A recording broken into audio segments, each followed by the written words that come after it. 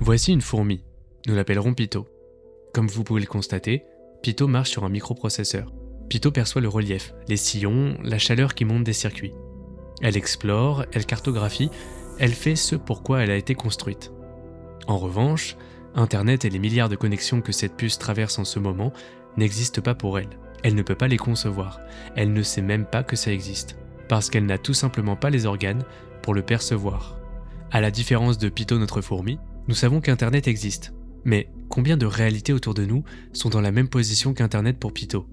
Totalement hors de notre portée. À chaque instant, votre cerveau ne vous montre pas le monde. Il vous montre une reconstruction de celui-ci, calibrée pour vous maintenir en vie, et non pour vous montrer la vérité. En 1960, un anthropologue britannique du nom de Colin Turnbull travaille avec un pygmée nommé Kenge, dans la forêt d'Ituri au Congo. Kenge n'a jamais quitté la forêt, dans un monde où la visibilité maximale est de quelques mètres à peine. Un jour, l'anthropologue l'emmène en haut d'une colline, et pour la première fois, il voit une vaste plaine ouverte. Au loin, ils aperçoivent un troupeau de buffles. Kenge les voit et se demande quel genre d'insecte est-il en train de regarder. Turnbull lui explique que ce sont des buffles, des animaux énormes et dangereux. Kenge doit à ce moment-là penser qu'on se moque de lui. Alors il s'approche en voiture, et là, sous les yeux de Kenge, les animaux grossissent. Ils grandissent à mesure qu'ils avancent. Notre pygmée troublé doit se demander quel genre de sorcellerie est en train de se passer. En fait, ce qu'il a vu, et vous l'aurez deviné, c'est tout simplement la perspective. Quelque chose que vous utilisez des centaines de fois par jour sans y penser. Votre cerveau calcule automatiquement si quelque chose paraît petit au loin. C'est parce que c'est loin, pas parce que c'est petit. Mais Kenge avait grandi dans une forêt dense, jamais besoin de calculer de longues distances. Son cerveau n'avait tout simplement jamais appris ce programme. Donc, il voyait exactement ce que son cerveau avait construit pour voir. Combien de buffles êtes-vous en train de prendre pour des insectes ? Avant d'aller plus loin, qu'est-ce que voir ? Vous allez me dire, percevoir la lumière, les formes, les couleurs ? Oui, d'accord, mais laquelle ? La lumière, ce sont des ondes qui existent sur un spectre gigantesque. Des rayons gamma d'un côté, des ondes radio de l'autre. Entre les deux, des infrarouges, de l'ultraviolet, des rayons X. Des milliers de types d'ondes différentes qui traversent l'univers en permanence. Combien en capte votre œil ? Une toute petite tranche, entre 380 et 700 nanomètres de longueur d'onde, ce qu'on appelle la lumière visible. En dessous, vous êtes aveugle, et au-dessus, c'est la même chose. Et dans cette toute petite tranche, vous avez 3 types de récepteurs dans la rétine. 3 cellules sensibles, chacune a une couleur différente, rouge, vert et bleu. 3. Pourquoi 3 ? Parce que nos ancêtres mammifères étaient nocturnes pendant des dizaines de millions d'années. La nuit, distinguer les couleurs ne servait à rien pour survivre.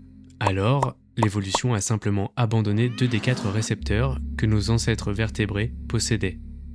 Quand les primates sont devenus diurnes, ils ont redéveloppé un 3e, probablement pour distinguer les fruits mûrs des feuilles vertes dans les arbres.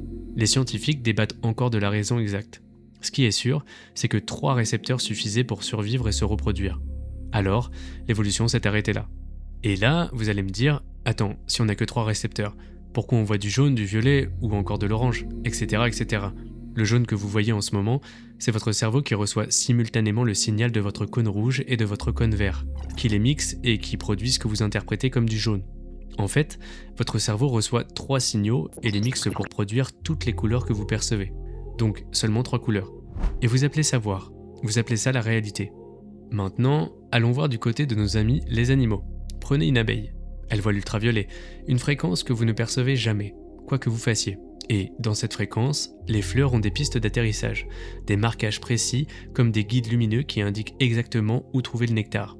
Vous avez regardé des milliers de fleurs dans votre vie et vous n'avez jamais vu ces pistes. Et pourtant, elles étaient bien là. Elles sont là en ce moment, sur chaque fleur que vous croiserez demain. Invisible pour vous, mais évidente pour elles. C'est la même fleur, avec 2 réalités radicalement différentes. Même chose pour la chauve-souris. Elle n'utilise presque pas la lumière. Elle vit dans un monde de sons. Elle émet des ultrasons et reconstruit mentalement son environnement à partir des échos qui lui reviennent. Elle ne voit pas une structure ou un objet, elle l'entend. Son monde est fait de formes sonores d'une précision chirurgicale. Essayez d'imaginer ce que ça fait de vivre dans ce monde. Vous ne pouvez pas. Même avec votre imagination débordante, vous n'avez pas les organes pour le ressentir. Ce monde-là existe en ce moment autour de vous. Et celui-ci vous est définitivement fermé. Un petit dernier pour la route, la pieuvre. Elle va encore plus loin puisqu'elle ne distingue pas les couleurs comme vous. Et pourtant, elle change de couleur avec une précision spectaculaire. Elle imite son environnement à la perfection. Des textures, des motifs, des nuances infinies. Mais comment fait-elle ça ? Les scientifiques ont découvert qu'elle possédait des photorécepteurs dans la peau. Toutes les formes de perception que je viens d'énumérer à l'instant ont été nommées l'Umwelt par un certain biologiste Jacob. Donc une bulle sensorielle dans laquelle chaque espèce est enfermée. Ce n'est pas le monde qu'elle perçoit, mais plutôt son univers personnel, et inaccessible aux autres. Chaque Umwelt est aussi réel que le vôtre, aucun n'est plus vrai que l'autre, ils coexistent, ils sont superposés sans jamais vraiment se toucher. Mais alors, combien de ces mondes existent autour de vous en ce moment sans que vous en ayez la moindre idée ? Et attendez, on n'a parlé que de ce qu'on voit. La limitation ne s'arrête pas aux yeux, puisqu'elle s'étend jusqu'à la façon dont on perçoit le temps. Et cette fois-ci, je vais prendre l'exemple de la mouche. Elle traite environ 4 fois plus d'images par seconde que vous. Votre main qui se déplace rapidement, parfaitement lisible. C'est pour ça qu'elle est si difficile à attraper. Vous êtes littéralement au ralenti dans son monde. Vous et elle occupez le même espace, mais ne vivez pas dans le même univers. Le temps que vous considérez comme universel et partagé par tous les êtres vivants ne l'est pas. C'est votre temps et votre rythme biologique à vous. Une sorte de prison temporelle particulière. Mais la prison va encore plus loin que ça. Chaque œil humain a un point aveugle, l'endroit précis où le nerf optique quitte la rétine pour rejoindre le cerveau. À cet endroit précis, aucune cellule photoréceptrice. Il y a un trou dans votre champ visuel que vous ne percevez jamais parce que votre cerveau invente ce qui devrait s'y trouver. Et vous allez me dire, ok d'accord pour les yeux, mais le toucher, la matière qu'on tient dans la main, la douleur qu'on ressent, ça c'est bien réel. Sauf que, quand vous posez la main sur une table, vos atomes et les atomes de la table ne se touchent jamais. Ce que vous ressentez comme un contact physique, c'est en fait une répulsion électromagnétique entre vos électrons et les leurs. Voyez ça comme 2 charges qui se repoussent. Vous n'avez donc jamais touché quoi que ce soit de votre vie. Jamais. Ce que vous appelez toucher, c'est simplement sentir une résistance. Vos récepteurs cutanés traduisent cette résistance en signal électrique. Et ce signal remonte jusqu'au cerveau. Et le cerveau construit la sensation de dureté, de texture et de froid, de chaleur, etc., etc. Vous ne touchez pas la table. On pourrait dire que vous touchez l'interprétation que votre cerveau fait d'une répulsion électromagnétique. Et pour la douleur, il existe des personnes qui ressentent une douleur intense dans un membre qui n'existe plus. C'est la preuve que le cerveau peut construire cette sensation sans que rien de physique ne soit là. C'est encore le cerveau qui parle et non la réalité directe. Encore et toujours une reconstruction. Ce qu'on perçoit, est-ce le monde tel qu'il est, ou est-ce le monde tel que notre cerveau nous permet de le voir ? Et c'est là qu'un nouveau philosophe qu'on n'a pas encore traité sur la chaîne fait son apparition, car il a passé sa vie à répondre à cette question. Emmanuel Kant, philosophe prussien du XVIIIe. Il répond que l'espace, le temps, la causalité, cette idée que tout a une cause et un effet, ne sont pas des propriétés du monde réel. Ce sont des structures que votre cerveau impose à la réalité avant même que vous commenciez à penser. Avant même que vous ouvriez les yeux le matin, votre cerveau a déjà décidé que le monde allait se présenter dans l'espace, dans le temps, avec des causes et des effets. Vous ne découvrez pas le monde, vous le formatez. Et le monde tel qu'il est vraiment, ce que Kant appelle la chose en soi, eh bien, ce monde-là est définitivement inaccessible. Inaccessible à jamais, pour tout le monde. Comme Kenge, qui ne voyait pas les buffles parce que son cerveau n'avait pas appris la perspective, vous ne voyez pas la chose en soi parce que votre cerveau n'a pas été construit pour ça. Alors, peut-être que vous dites que, ok, nos sens sont limités, mais on a quand même les mathématiques. Les mathématiques ne mentent pas. 2 plus 2 font 4 dans la forêt d'Ituri comme dans un laboratoire de physique quantique. Les maths sont universelles, et sont la vérité. Bon, ok d'accord, parlons des mathématiques. En 1928, un enfant naît à Berlin, et avec ses parents, il fuit la dictature du H. Il grandira dans des camps de réfugiés dans une Europe en feu. Monsieur Alexandre Grothendieck. Et il va devenir probablement le mathématicien le plus visionnaire du XXe siècle. À la différence des mathématiciens classiques, celui-ci construisait des continents. Laissez-moi vous expliquer. En gros, quand celui-ci bossait sur un problème, il construisait autour de lui un territoire mathématique si vaste que le problème finissait par s'y dissoudre de lui-même. Pour que vous puissiez bien visualiser, pour éteindre un feu, on retire tout ce qui peut brûler. Est-ce que vous voyez l'idée ? Il disait lui-même qu'un bon problème de mathématiques ressemble à une noix. Le mathématicien ordinaire prend un marteau et tape fort jusqu'à ce que la coque cède. Lui, il plongeait la noix dans l'eau et attendait que la coque s'amollisse, jusqu'à ce qu'une simple pression suffise à l'ouvrir. Il cherchait la règle qui gouverne toutes les règles, comme une carte qui ne représenterait pas un pays en particulier, mais la loi selon laquelle tous les pays possibles sont construits. Et il s'en approchait réellement. Mais avant de vous révéler ce qu'il adviendra de notre mathématicien, il faut s'arrêter sur quelque chose que le physicien Eugene Wigner a formulé en 1960 dans un texte intitulé « L'efficacité déraisonnable des mathématiques dans les sciences naturelles ». Des mathématiciens inventent des structures purement abstraites, sans aucune application pratique en tête. Ils jouent et construisent pour la beauté de la chose. Et des décennies plus tard, parfois un siècle plus tard, des physiciens découvrent que ces structures décrivent exactement la réalité physique. Et c'est le moment parfait pour vous introduire une suite de nombres qui a fait son apparition au XIIe siècle. Certains la connaissent déjà, c'est la suite de Fibonacci. En gros, c'est une suite de nombres entiers dont chaque terme successif représente la somme des deux termes précédents, et qui commence par 0, puis 1. Ainsi, les 10 premiers termes qui la composent sont 0, 1, 2, 3, 5, 8, 13, 21, 34. C'est une suite logique assez simple qui est considérée comme le tout premier modèle mathématique en dynamique des populations.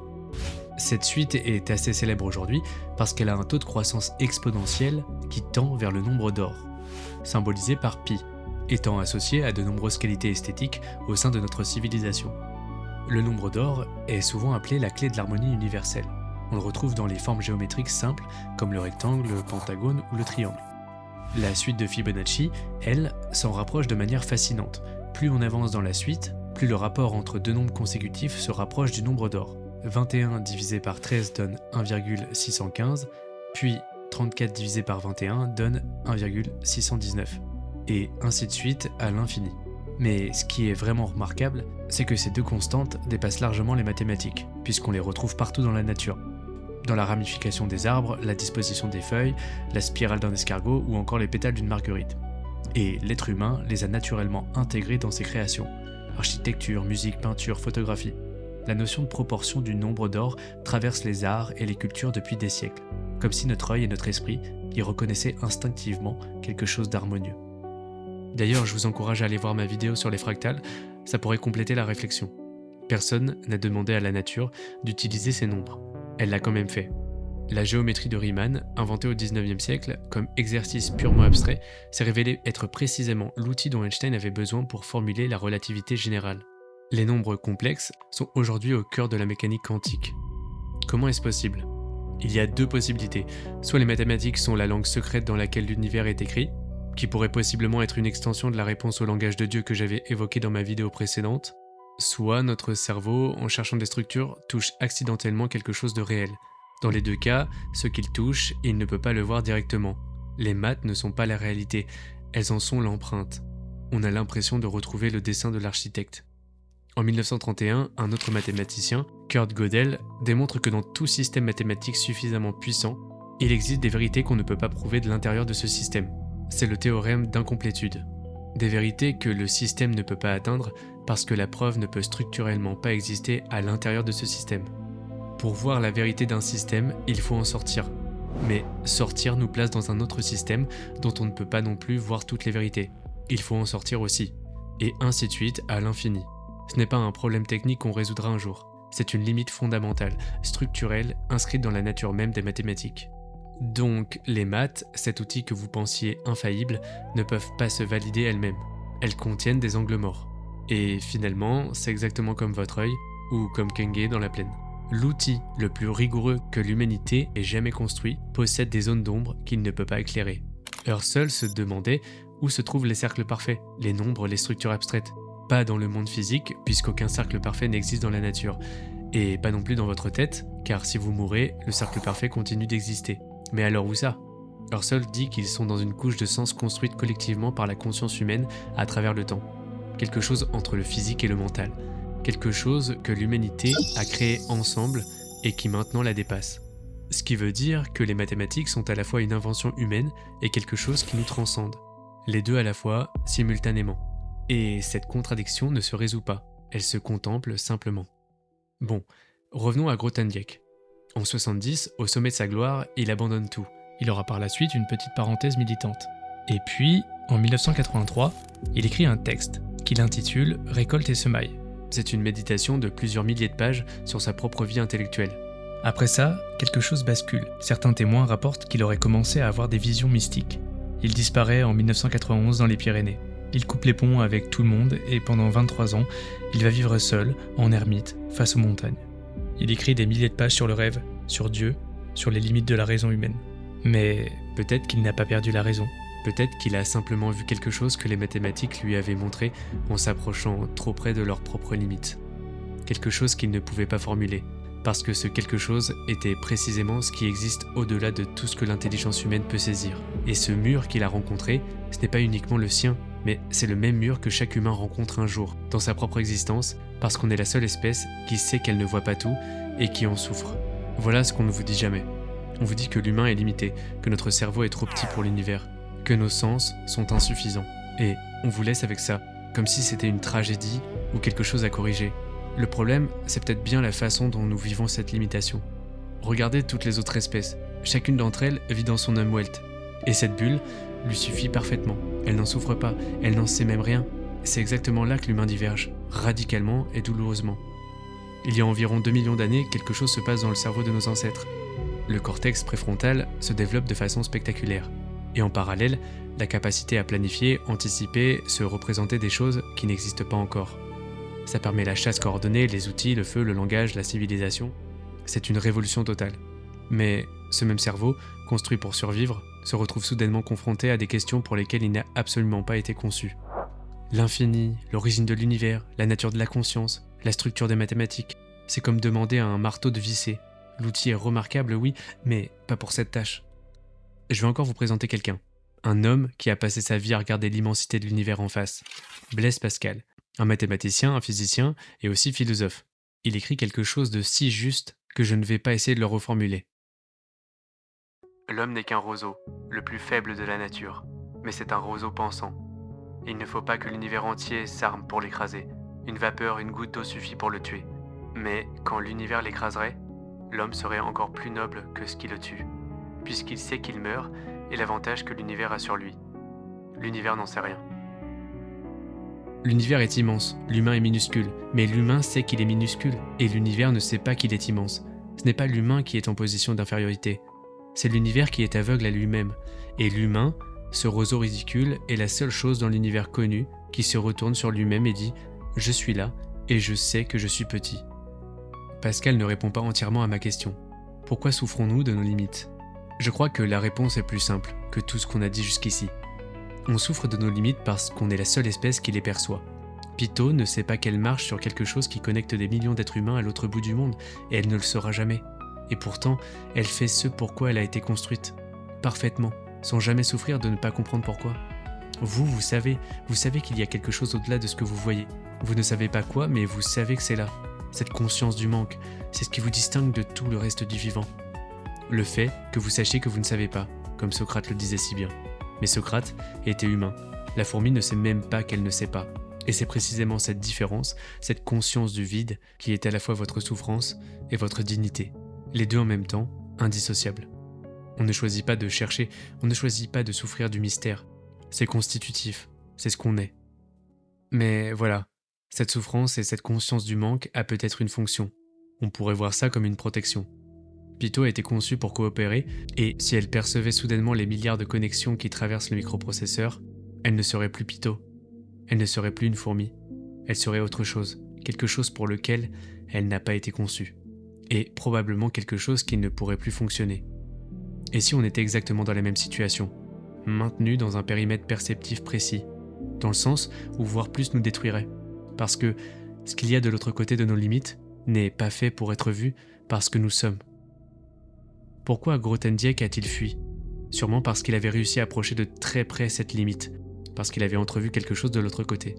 Et pendant des millénaires, cette limite a tenu, parce qu'on n'avait pas les outils pour la franchir. Mais aujourd'hui, quelque chose a changé. L'intelligence artificielle, les interfaces neuronales, les modèles capables de simuler des réalités que nos sens ne peuvent même pas percevoir directement.